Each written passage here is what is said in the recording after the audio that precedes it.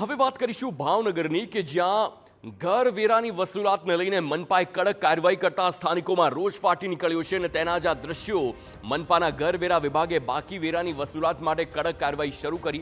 ચાલુ નાણાકીય વર્ષમાં વેરો ન ભરનાર 250 મિલકતોને ટાંચમાં લેવામાં આવી।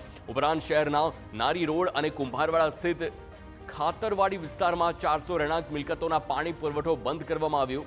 જો કે આ કાર્યવાહી વચ્ચે સ્થાનિકોનો આક્ષેપ છે કે કેટલાક બિલોમાં એક જ મિલકત માટે 4 નળ કનેક્શન દર્શાવી ખોટા બિલ આપવામાં આવ્યા।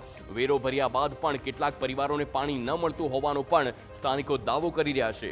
અનેક ધર્મના ધક્કા બાદ પણ સ્થાનિકો પાણી વગર વલખા મારવા પણ મજબૂર બન્યા।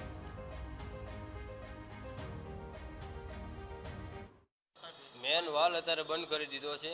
બધા અત્યારે ધીમે ધીમે વેરો ભરે જ છે। 36 જણાએ ભરી દીધો શબ્દો, બીજા ભરે છે ધીમે ધીમે, તો હજી પાણી આવ્યું નથી। રોજ અમને કહે છે કે અમે કાલ છોડશું, આજ છોડશું, કાલ છોડશું, આજ રોજ અમે ધક્કા ખાવી છીએ તો અમને એમ કહે છે કે કાલ સવારમાં આવી જાય, પાણી આવતું નથી। 12 દિવસથી પાણી વિનાના છીએ અમે। ડબલ પહોંચ્યું આવે છે, એક ઘરમાં 10 પહોંચ્યું છે, 5 ને 10 તો કઈ રીતે અમારે ભરવા? 2.5 3 લાખ રૂપિયા છે અને કુંભારવાડામાં 10,000 બાકી છે, કોઈને નથી। ભરવાડ માથે તો અન્યાય કર્યો છે।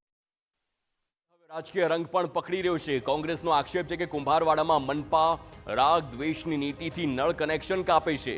કોંગ્રેસનો સવાલ છે કે જ્યાં લાખો કરોડો રૂપિયાનો વેરો બાકી છે તેવી અન્ય મિલકતો અને ખાસ કરીને સરકારી મિલકતો સામે મનપા કડક કાર્યવાહી કેમ નથી કરતી?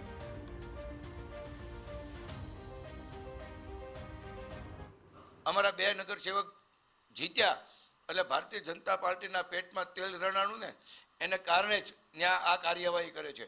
જો એનામાં તેવડ હોય તો મારી પાસે એવા લિસ્ટ છે કે 5 લાખની માથેથી લઈને 1 કરોડ સુધીનો ટેક્સ જેની પાસે બાકી છે પણ હોય તો મારી યારે આવે અને વસૂલ કરે। માત્ર ગરીબોને અને ભારતીય જનતા પાર્ટીના જ્યાં પણ વિરોધ થતો હોય એને હેરાન પરેશાન કરવાની આ ચોક્કસ વાલાદવલા નીતિ છે જ આમાં।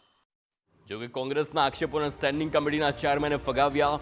વેરાની વસૂલાત માટે નિયમ મુજબ કરાઈ રહી હોવાનો દાવો કરવામાં આવ્યો। સાથે જ વેરો ભરપાઈ થતાં જ પાણી પુરવઠો પુનઃ શરૂ કરવામાં આવશે તેવું નિવેદન આપ્યું।